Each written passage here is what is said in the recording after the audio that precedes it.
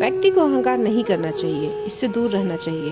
अहंकार एक बार सत्यभामा, गरुड़ और सुदर्शन चक्र को हो गया था।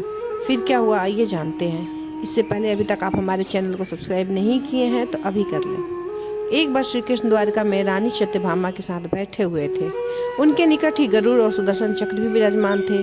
तभी कोई बात ऐसी छिड़ गई कि रानी सत्यभामा ने श्री कृष्ण से प्रश्न किया कि प्रभु, त्रेता युग में आपने श्री राम के रूप में अवतार लिया था। सीता आपकी पत्नी थी, लेकिन क्या वह मुझसे भी अधिक रूपवान थी?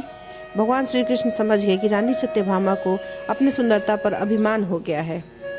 रानी सत्यभामा की बात समाप्त होते ही गरुड़ बोल पड़े कि भगवान, क्या दुनिया में मुझसे भी ज्यादा तेज गति से कोई उड़ सकता है?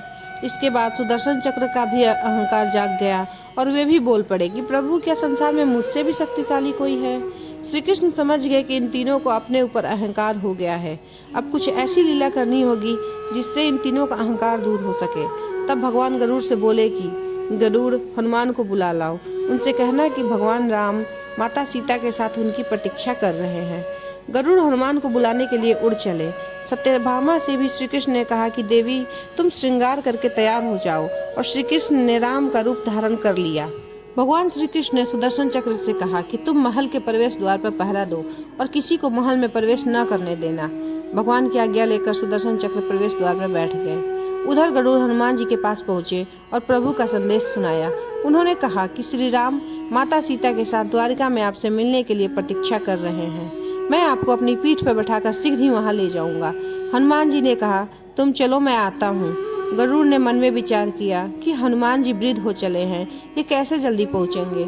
गरुड़ द्वारिका के लिए उड़ चले, लेकिन जैसे ही वो महल में दाखिल हुए, गरुड़ के होश उड़ गए।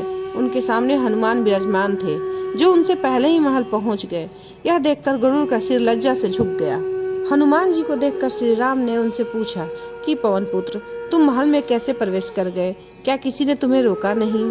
तो हनुमान जी ने अपने मुंह से सुदर्शन चक्र को बाहर निकाला और कहा कि प्रभु, इस चक्र ने रोका था, इसलिए मैंने इसे मुंह में रख लिया और आपसे मिलने आ गया। हनुमान जी यहीं पर नहीं रुके। उन्होंने प्रभु से कहा कि आज आपने माता सीता के स्थान पे किस दासी को इतना सम्मान दे दिया कि वो आपके साथ सिंहासन पर विराजमान है। इतना सुनकर रानी सत्यभामा का अहंकार दूर हो गया।